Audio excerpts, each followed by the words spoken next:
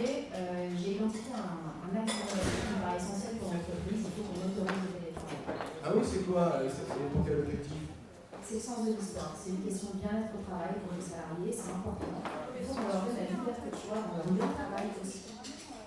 Voilà, il ne faudrait pas confondre les tendances mode, le sens de l'histoire qui lui va vers une optimisation des conditions de travail, y compris dans l'entreprise elle-même. Je comprends, mais on va démarrer, on va tester, on va démarrer par une expérimentation, certains métiers, certains services, certaines conditions. Impliquer les RH? D'accord, ok. Je sais, elles n'ont pas suffisamment d'expérimentation sur ce sujet. Et puis, il faut former nos collaborateurs, leur apprendre à travailler hors de l'entreprise. Ça me paraît complexe, même compliqué. Complexe, oui, sûrement. Compliqué, pas forcément. D'ailleurs, si le domicile ne convient pas, on peut aussi leur autoriser de travailler en tiers-lieu. Les espaces de coworking, les centres. Pourquoi ces tiers-lieux sont plus attractifs que nos locaux? Pas forcément plus attractifs, mais en tout cas, ils sont plus proches de leur domicile, plus proches de leur lieu de réunion, de leur clients. C'est aussi pour eux une opportunité de rencontrer d'autres personnes, d'autres profils extérieurs à l'entreprise. Tu sais, si c'est pas une agence matrimoniale, c'est pas un club de rencontre. Évidemment, il y aura une ouverture d'esprit, de créativité, de l'échange qui permet de réfléchir différemment, de capter les nouvelles idées. Moi, je suis pas sûr que nos collaborateurs soient des créatifs, parce qu'ils n'ont pas été formés à cela. Et puis, pourquoi ne pas faire venir les personnes dont on parle dans notre boîte? Pourquoi pas, mais enfin, le cadre serait très informel pour nos salariés, ce serait un peu du déjà vu.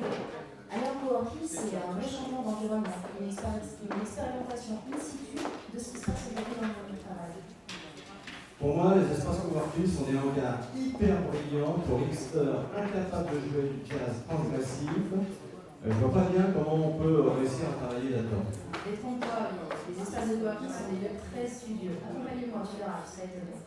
Bon, ok, on fait quoi de notre plateau? Alors, évidemment, ça peut impacter nos bureaux. Aujourd'hui, déjà, entre les salles des réunions, les réunions à l'extérieur, les rendez-vous, les taux d'occupation sont déjà très bas. Demain, avec le télétravail et les tiers-lieux, potentiellement, nos bureaux vont devoir évoluer.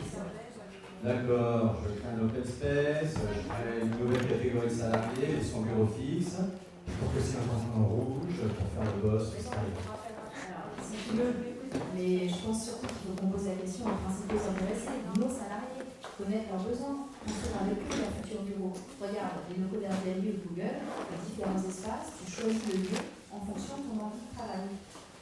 Attends, on ne dit pas Google ici. C'est pas Google. Et puis en plus, Google, c'est voilà, elles ne sont jamais citées dans les lieux où il faut travailler.